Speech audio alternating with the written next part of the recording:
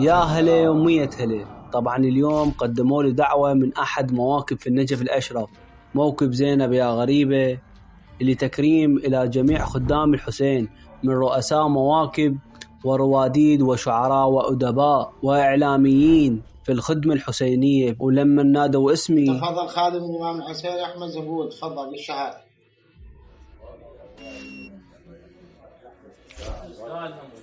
طبعا أنا شخصيا أنا أشكرهم على هاي الجهود وعلى هاي الشهادة التقديرية. لما خلص التكريم بهذا اليوم إلى خدام الحسين، سألت أبو الموكب قلت له ما هو قصة التكريم إلى خدام الحسين؟ أولا بداية الأمر المواكب تخدم عادة شنية الزوار، صحيح مو لا. فقلت من خلالي أنا خادم الحسين خلنا نخدم أنا المواكب. الله. وأنا أصغر واحد بالنجف، أصغر واحد، أصغر موكب. كيف هم العمالقة والجبال كبير والله، وهم جبال وأخوتنا ورفعت راسه وهيبتنا. كم تكريم قدم إلى خدام الحسين لحد الآن وإحنا اليوم 28 رمضان؟ لحد الآن باشر الموكب حسينية موكب زينب يا غريبة من بداية يوم 1 رمضان. أحسنت.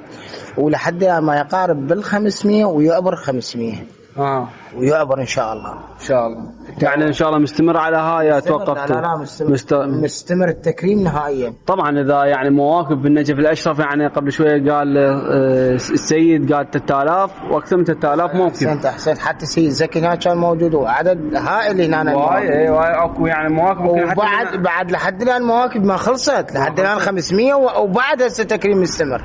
هو 500 تكريم لخدام الحسين مواكب النجف الأشرف. يعني أنت شامل لمواكب النجف وأبناء مدينة النجف الأشرف، شملهم هذا التكريم المبارك. وخادم الحسين أنه هذا المجهود المبارك لتقديم الدرع الخدمة الحسينية وهو مبارك إن شاء الله عند زهراء. نسأل الله عز وجل أن كل مواكب النجف تحذو حذوة ويتقبل أعماله وأعمال أهل مدينة النجف ومواكب الشيعة بالعالم إن شاء الله. وهذا تلقاه عند زهراء عليه السلام بوجه أبيض. الله يعطيك العافية. أنا يبيلكم بعد. أنت على راسنا. استغفر الله.